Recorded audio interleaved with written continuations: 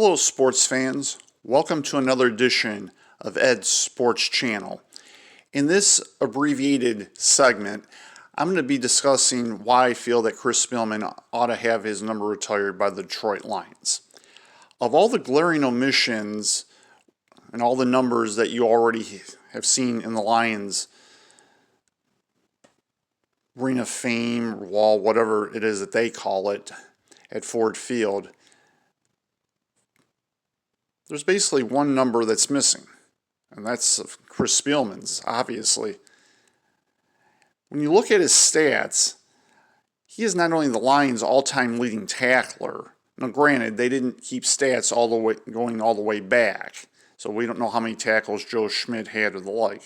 But since they've kept track, Chris Spielman has 1,000 more tackles than the person that's second in the list, and that's Doug English. And Doug English, to me, before Chris Spielman, was the best middle linebacker in Lions history.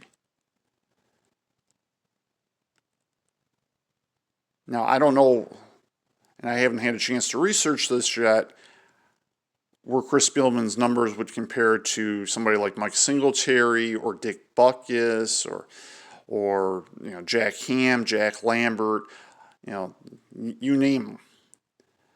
But having seen Chris Spielman's career, the man was a freaking stud.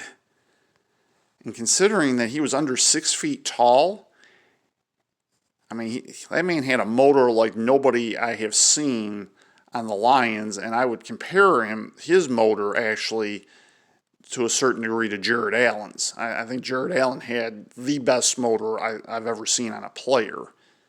But Chris Spielman, he was just incredible.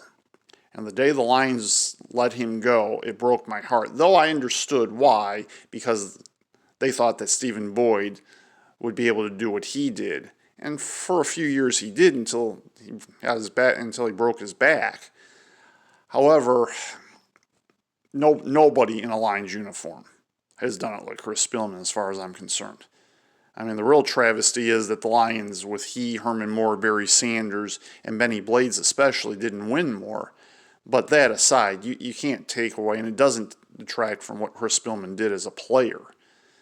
And for those reasons, not only do I hope one day he will eventually be enshrined in Canton, which I think he will be, but it may take a very long time for that to happen. But I would strongly suggest to Bob Quinn and to the Lions front office that within the next 2 to 3 years that they retire Chris Spielman's number.